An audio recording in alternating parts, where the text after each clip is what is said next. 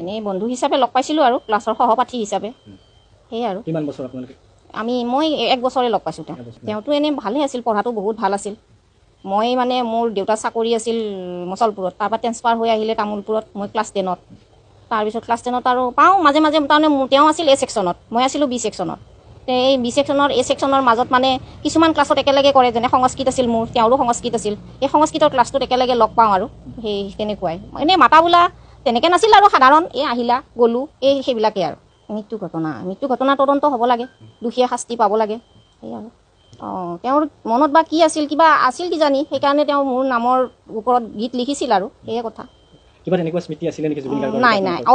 এবাৰ মই তাৰমানে তামোলপুৰত বিহু ফাংচনত গান গাইছিলোঁ, সমাগত সংগীত, তাত তেওঁ তবলা বজাইছিল। তেনেকৈ লগ পাইছিলোঁ আৰু মই আছিলোঁ, মোৰ ভণ্টি আছিল আৰু তামোলপুৰৰ স্থানীয় আছিল কিছুমান। আমি গান গাওঁতে তেওঁ কিন্তু তবলা বজাইছিল, সেয়ে আৰু। কিমান বছৰ লগ পাইছিল আপুনি? 1 বছৰে লগ পাইছোঁ। তাৰপিছত মই লগ নাপালোঁ, মানে তেওঁ গুচি গ'ল, ময়ো হাই ছেকেণ্ডেৰীত এডমিশ্যন ল'লোঁ, তাৰপিছত মোৰ বিয়া হ'ল, তেনেকুৱা আৰু। আজিলৈকে পোৱা নাই আৰু পোৱা নাই। এনে প্ৰগ্ৰেম চাওঁ, টিভিত দেখোঁ বা বাতৰিত ওলালে পঢ়োঁ। তেওঁৰ বিয়াৰ ফটো মোৰ বাতৰি তাৰমানে এতিয়াও আছে ঘৰত, গৰিমাৰ লগত বিয়া হোৱাৰ ফটো আছে, তেনেকৈ কিছুমান। ভাল পাওঁ আৰু এনেই বন্ধু হিচাপে ভাল লাগে, বা গায়ক হিচাপে অসমৰ সকলো মানুহে যেনেকৈ ভাল পায় ময়ো তেনেকৈয়ে ভাল পাওঁ।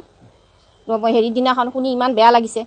তাৰপিছত ভাবিছিলোঁ যাম আৰু চাবলৈ, কিন্তু মানুহ বহুত ভিৰ হৈ আছে নহয় এইকেইদিন। কেতিয়াবা যাম আৰু তাতে সোণাপুৰত যাম বুলি ভাবি আছোঁ আৰু। আপোনাৰ নাম? মোৰ নাম জোনমণি, এতিয়া বৰ্তমান দাস, আগতে গগৈ আছিল।